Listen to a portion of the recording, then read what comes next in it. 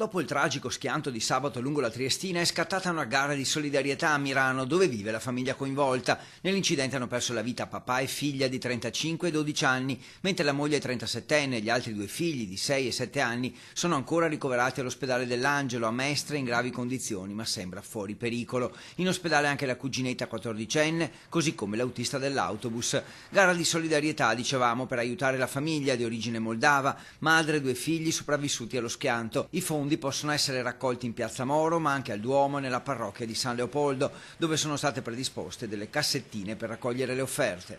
Una famiglia giovanissima che in una giornata di festa, ahimè, succedono questi fatti, è inconcepibile per tutti, ma è davvero un grande segnale anche per dire alla mamma e ai due bambini che la comunità di Mirano c'è tutta intera e saranno vicini anche in questo davvero momento tanto doloroso. La richiesta di aiuto è stata lanciata dal Comitato Genitori di Mirano per una famiglia perfettamente inserita nella comunità nonostante le origini straniere. Ho visto tante mamme, tanti genitori, è partita dai genitori che ringrazio, che mi sento di ringraziare, dai rappresentanti di classe, da un comitato molto attivo che in questi 2 ultimi anni ha dimostrato di avere una grandissima attenzione proprio anche a fatti, ahimè, così tragici. Intanto proseguono gli sforzi delle forze dell'ordine per ricostruire la dinamica e le cause dell'accaduto. L'auto su cui viaggiava la famiglia da 10 anni a Mirano si sarebbe scontrata frontalmente con un autobus del trasporto pubblico e si cerca di capire come sia potuto accadere.